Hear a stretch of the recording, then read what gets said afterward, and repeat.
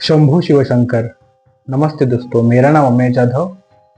आपका स्वागत है ऑथेंटिक धर्मशास्त्र के यूट्यूब चैनल पर।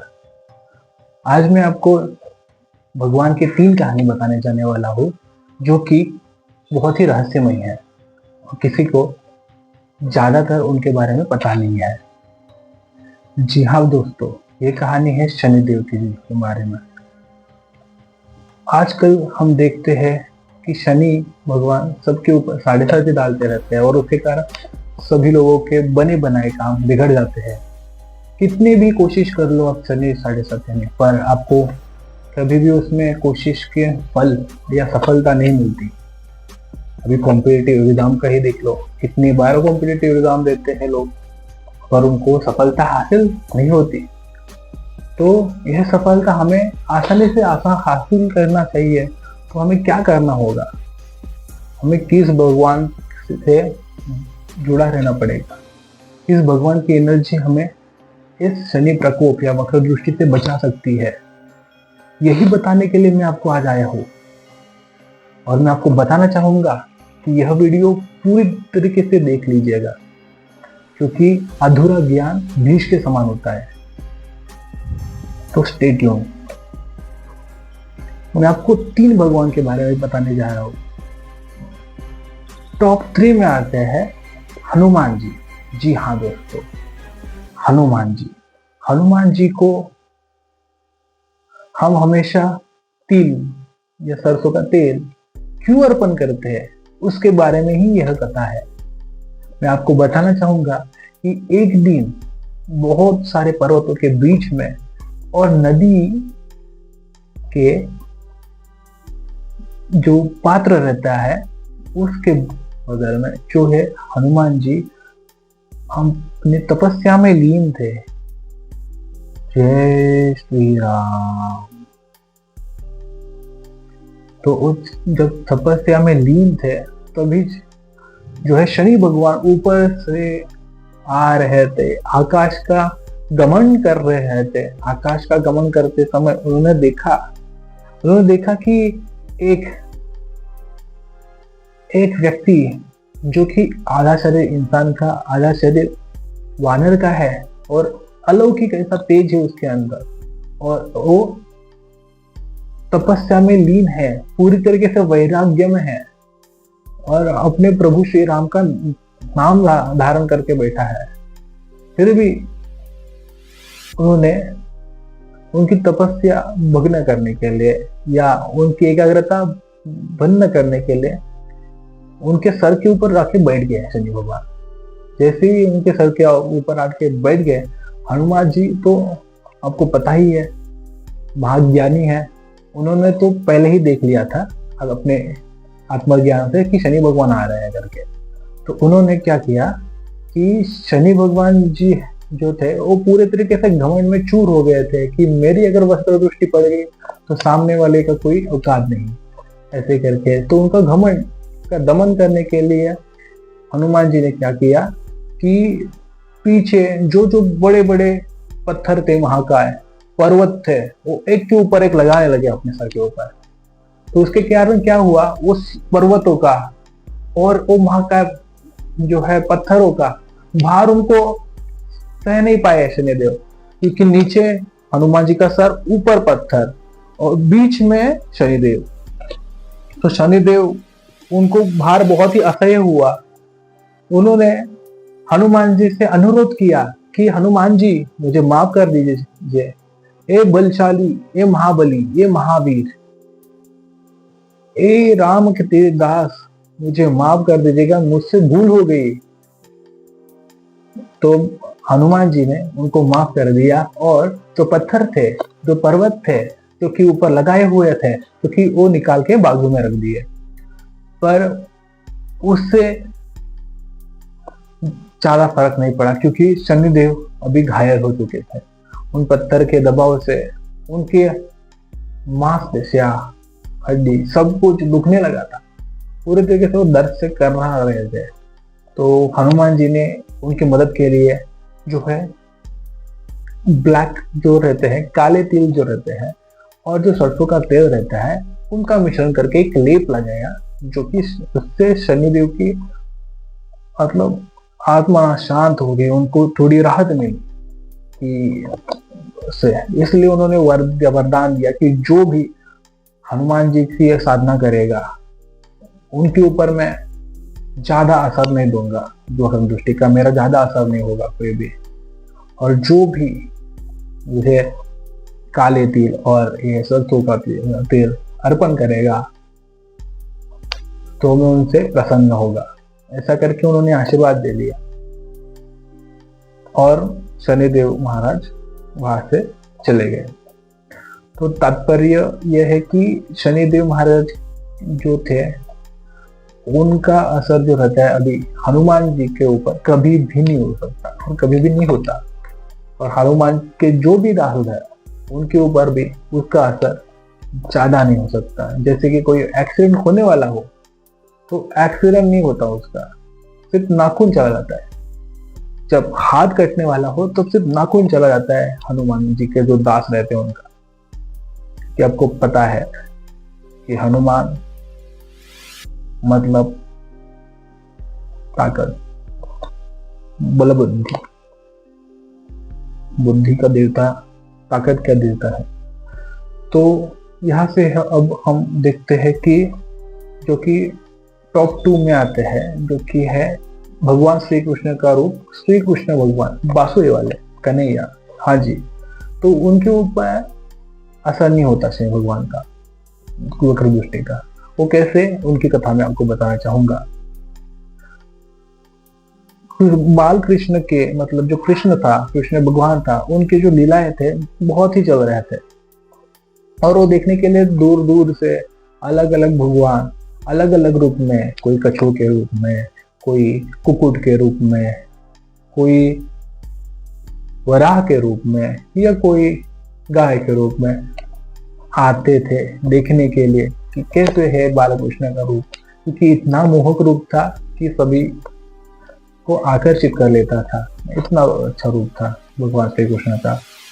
तो और वो लीलाएं भी बहुत सारे करते थे बचपन से ही, तो इसके कारण देवलोक में उनकी बहुत ही ख्याति हो रही थी। तो देवलोक से शनिदेव जी भी निकल पड़े कि मुझे भी देखना है आज श्री कृष्ण जी को। तो नारद मुनि जो ऋषिवर थे उन्होंने रुक गए, उनको बोले कि शनि भगवान आप नहीं जा सकते, क्योंकि जैसे कि श्री कृष्ण जी ने अभी मनुष्य रूप में जन्म लिया है पृथ्वी पर, तो मनुष्य रूप में जब जन्म लेते हैं तो उसके ऊपर सभी मनुष्य के नियम भी लागू होते हैं। तो आप इसलिए उधर नहीं जा सकते, क्योंकि अगर आप उधर जाएंगे तो उनके ऊपर आपकी वक्र दृष्टि लग सकती है, और उसके कारण जो राक्षस है उनकी जीत हो सकती है, और आगे जाकर उसकी जिम्मेदारी आपको उठानी पड़ेगी। इसके कारण शनिदेव जी थोड़ी उदास हो गए, ये ऐसे कैसे, मैं कैसे नहीं जा सकता। शनिदेव जी बोले, मैं आपको वचन देता हूं कि श्री कृष्ण भगवान जी को मेरे दृष्टि से आज से कोई भी वक्र दृष्टि से कोई भी गलत असर उनके ऊपर नहीं होगा, मैं आपको वचन देता हूं। नारद मुनि बोले कि नहीं, फिर भी मैं आपको जाने नहीं दूंगा। मगर शनि भगवान छुपते छुपाते चले ही गए। ऐसे कृष्ण की लीला थी वैसे तो शनि भगवान आ गए, और जैसे ही नीचे आ गए तो बोले कि मुझे तो देखना है कृष्ण भगवान जी को, और उन्होंने अपनी दृष्टि कृष्ण भगवान पे लगाई। पर क्या अतीब आश्चर्य हो गया, कृष्ण भगवान पर उसका कोई असर नहीं हुआ। शनि भगवान बोले शनि महाराज की ऐसे कैसे, मेरा इनके ऊपर कुछ भी असर नहीं हुआ। तो शनि भगवान उधर आ गए, श्री कृष्ण भगवान जी से पूछा कि भगवान आपके ऊपर मेरा असर कैसे नहीं हुआ। तो श्री कृष्ण भगवान जी बताया कि याद कीजिएगा शनिदेव जी, जब आपने नारद मुनि से बात की थी तब आपने वचन लिया था खुद से, क्योंकि मेरा श्री कृष्ण के रूप पर कोई भी नेगेटिव या जो है असर, गलत असर नहीं होगा। तो तभी शनिदेव जी को याद आ गया ये पूरी कृष्ण की लीला है। उन्होंने ही ऑलरेडी मुझसे वरदान मांग लिया ऑटोमेटिकली, जो कि अच्छा होने के लिए, और चारों तरफ उनकी विजय हो गई कृष्ण भगवान की, क्योंकि उनके ऊपर कोई भी उसका शनि का असर उनके ऊपर बाद में पड़ा नहीं था। तो यह कथा है। तो इसके कारण शनि का जो असर है कृष्ण भगवान के भी ऊपर नहीं पड़ता। और जो सच्ची श्रद्धा भाव से श्री कृष्ण भगवान की साधना करता है उनको भी श्री कृष्ण भगवान इस प्रकार से परिस्थितियों में अगर कोई है तो उनको बाहर निकालने में या कठिन परिस्थितियों से बाहर निकालने में जरूर मदद करते हैं, दौड़ के आते हैं। जैसे कि द्रौपदी के लिए आए थे साड़ी लेके, वस्त्र उन्होंने प्रोवाइड किया अनलिमिटेड, वैसे ही आपके लिए भी। पर जब आप मांगोगे, कृष्ण भगवान का क्या है, जब आप साधना करोगे, जब आप मांगोगे तभी आएंगे वो। ठीक है, तो अभी हम आगे बढ़ते हैं, क्योंकि टॉप फर्स्ट प्रायोरिटी पे आता है जिनके ऊपर शनि भगवान वक्र दृष्टि डालने की सोच भी नहीं सकते, और वह है देवों के देव महादेव। तो देवों के देव महादेव के ऊपर श्री शनि महाराज वक्र दृष्टि डालने की सोच भी नहीं सकते। ऐसा क्यों मैंने बताया, तो इसका कारण यह है कि शनि देव महाराज जी को किसी ने भी अपनाया नहीं था, क्योंकि उनका रंग काला था।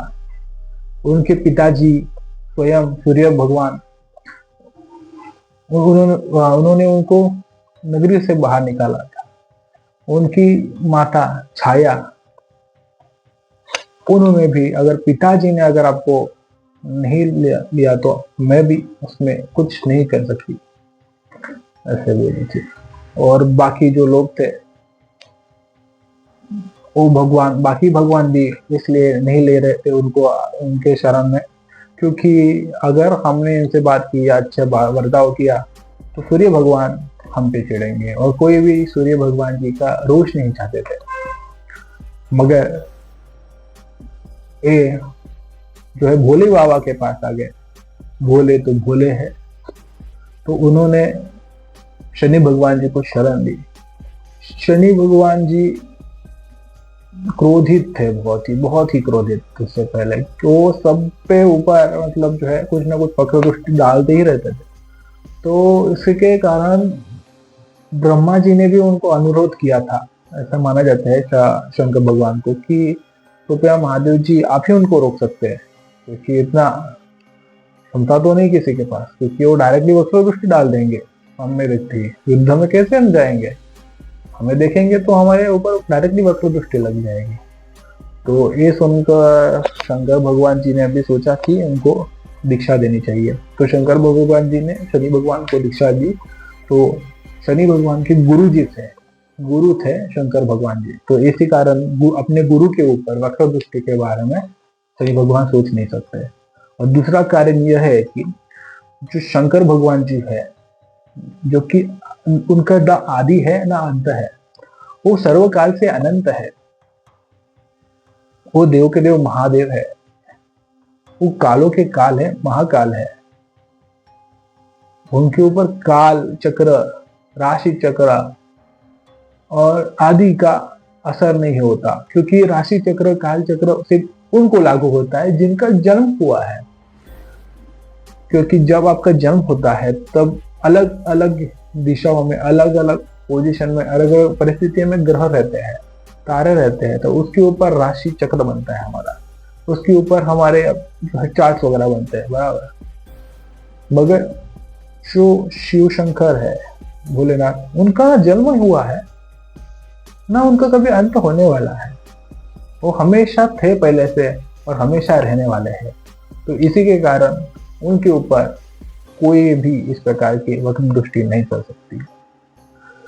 तो इस प्रकार से ये 3 कहानियां हैं जो कि प्रभु शंकर भगवान के आशीर्वाद से मैंने आपको बताई है। अगर आपको पसंद आती है तो जरूर लाइक और शेयर करना मत भूलना, और जो है आइकॉन दबा के जाना, बेल आइकॉन, और उसके साथ साथ सब्सक्राइब भी कर दीजिएगा दोस्तों। अगर आप ऐसे ही अच्छी अच्छी कथाएं जानना चाहते हैं तो आप जरूर सब्सक्राइब कीजिएगा दोस्तों। और आगे मैं आपको बताने वाला हूँ अगली कथा, जो कि जिसमें भगवान ब्रह्मा जी के ऊपर किस प्रकार से एक जो है उनकी मुंडी जो थी, एक सिर था उनका कटा था, तो उसके बारे में एक कथा है, वो मैं आपको अगले एपिसोड में बताऊंगा। हर हर महादेव दोस्तों।